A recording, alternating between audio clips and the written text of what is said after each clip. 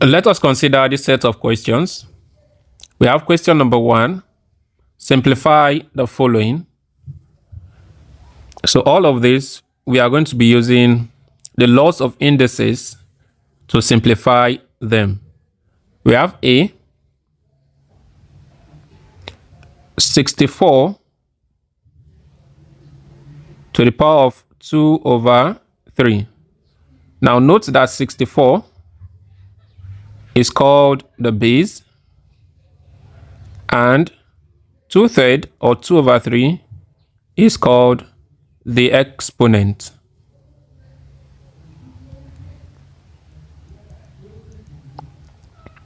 Now to simplify this, what we simply do is we write 64. Now the denominator of the fraction here, of the exponent, 2 is the numerator and 3 is the denominator. The denominator is the root.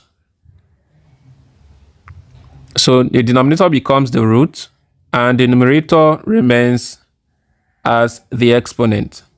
So this can be simplified as the third root or cube root of 64 all to the second power. Now what is the cube root of 64? Cube root of 64 is that number which, when raised to the power of 3, will give us 64. I would see that 4 raised to the power of 3, which can be interpreted as 4 times 4 times 4, gives 64. 4 times 4 is 16. 16 times 4 is 64.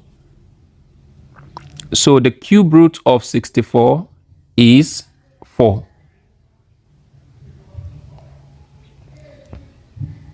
So we have 4.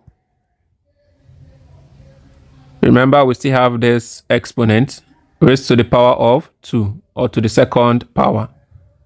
Now 4 to the second power is 4 times 4, and this gives 16. B, we have 98 to the 0th power, or raised to the power of 0.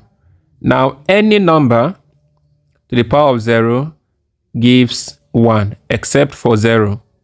So if I have 2 to the power of 0, it gives 1. 4 to the power of 0 gives 1. 17 to the power of 0 gives 1. 8 to the power of 0 is 1.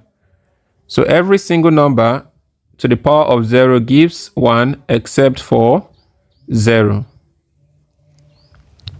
So we can simply say 98 to the power of 0 is equal to 1.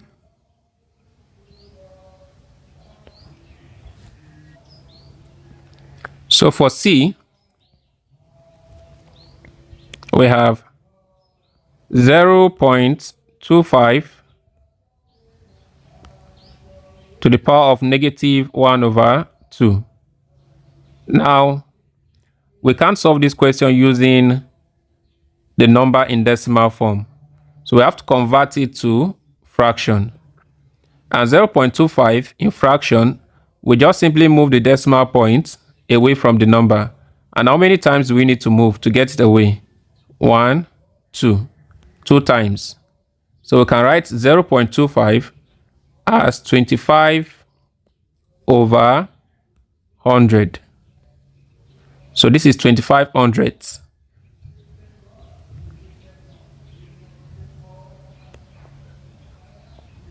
To the power of negative 1 over 2. Now, if we want to remove the negative in the exponent, we simply take the reciprocal of the fraction. Reciprocal of the fraction is flipping the fraction upside down. So instead of 25 over 100, we have 100 over 25. So when we do this, the implication is that this negative sign will disappear. So we have 1/2, 1 over 2. Now, we know that 25 can go into 100 how many times? 4 times. So we have 4 to the power of 1 over 2. And this is the same thing as the square root of 4. And the square root of 4 gives 2. Any number raised to the power of 1 over 2 is the square root of that number. So 2 is the answer to C. So let us move to D. We have 64 over 27 all to the power of negative 2 over 3. Again, we have a negative exponent. And remember we said to remove the negative, you take the reciprocal of the fraction. You flip the fraction upside down. So instead of 64 over 27, we have 27 over 64. Now the implication again of this is that the negative sign will disappear. So we have 2/3. So this is equal to, again, the denominator 3. We make this the cube root. Cube root of 27 over 64. All to the power of 2. So this gives the cube root of 27 is that number which when raised to the power of 3 gives 27. And the number is 3 because 3 times 3 times 3 will give 27. And the cube root of 64 is that number which when raised to the power of 3 again gives 64. And the number is 4 because 4 times 4 times 4 gives 64.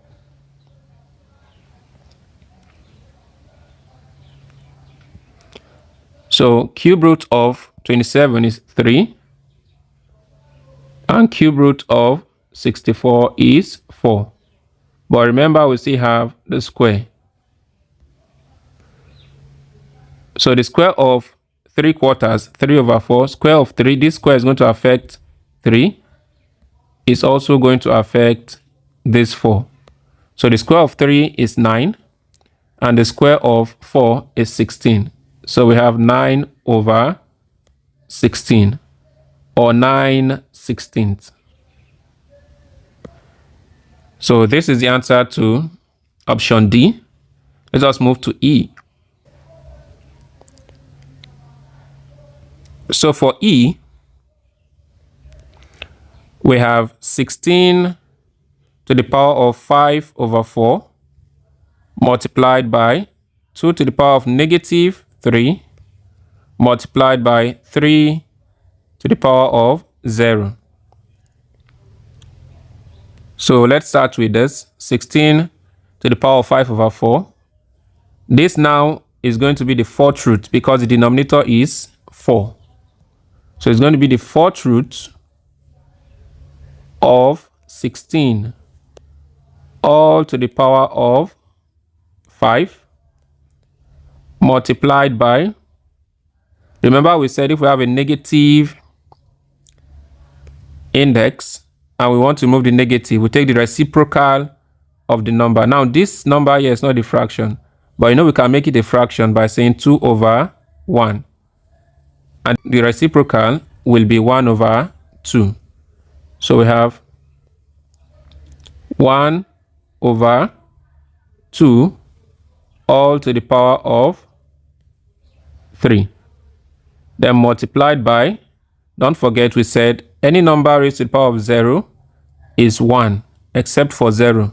Every other number raised to the power of 0 is 1. So this is equal to, now the 4th root of 16 is that number which when multiplied by itself 4 times will give 16. And the number is 2, because 2 times 2 times 2 times 2, 2 times 2, 4, 4 times 2, 8, 8 times 2, 16. So 2 is the number. So we have 2, but don't forget we still have 5 as the exponent. Then multiplied by 1 to the power of 3 is 1, and 2 to the power of 3 is 8. So 1 over 8. 1 over 8 times 1. 2 to the 5th power is 32. So we have 32 is 32 because 2 to the 5th power is 2 times 2 times 2 times 2, 5 times. 2 times 2, 4, 4 times 2, 8, 8 times 2, 16, 16 times 2, 32. How many 2's do we have? 1, 2, 3, 4, 5. So 32 multiplied by 1, 8 multiplied by 1. 8 can go into 32 how many times? 4 times. And when we multiply 4 by 1, it leaves us with 4. So 4 is the answer to E. Let us proceed to F. We have 8x to the negative third power multiplied by 3x to the negative 3x to the second power, all over 6x to the negative fourth power. Now this one, we separate the numbers from the variables. We know that the connection between 8 and x is multiplication. So this is the same as 8 multiplied by x to the negative third power multiplied by 3 multiplied by x to the second power all over 6 multiplied by x to the negative fourth power. If we want to split it, this is how we split it. Then we can bring the numbers together and the alphabet or the variables together. So we have 8 times 3, that's this 8 and 3, then multiplied by x to the negative third power multiplied by x to the second power. These two now come together. So all over 6 multiplied by x to the negative fourth power. Now 8 multiplied by 3 gives 24. 24 times, now x and x, we have same base, and from the laws of indices, when we have the same base and the connection between them or the operation between them is multiplication, we pick one of the two bases and then we sum up the exponents, negative 3 and 2. So we have negative 3 plus 2 all over 6 multiplied by x to the negative fourth power. Now we have this 6 can cancel, can go into 24 4 times. 6 is a factor of 24. So we have 4 here. Then we have 4 times x. Now negative 3 plus 2. You are owing 3, but you have 2. When you pay the 2, you still be owing 1. So minus 1. Then all over, what are we left with in the denominator? X to the negative fourth power. Again, from the laws of indices,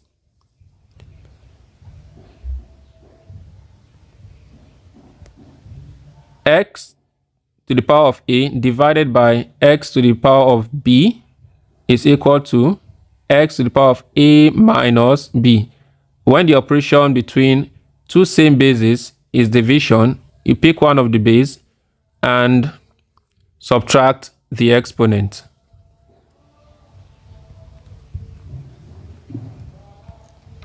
So 4 times x to the negative first power. Then because these two bases are the same and the connection between them is division, we subtract their exponents. So this 4, negative 4 comes up here, but is subtracted from negative 1. So minus is because the connection is division.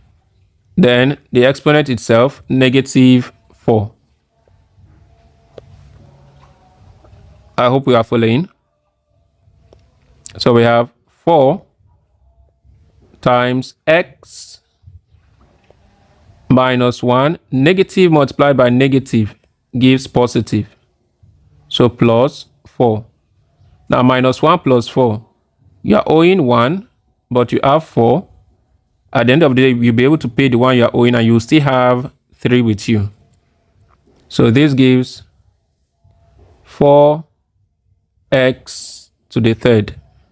4 times x to the third power. So this is the answer to F.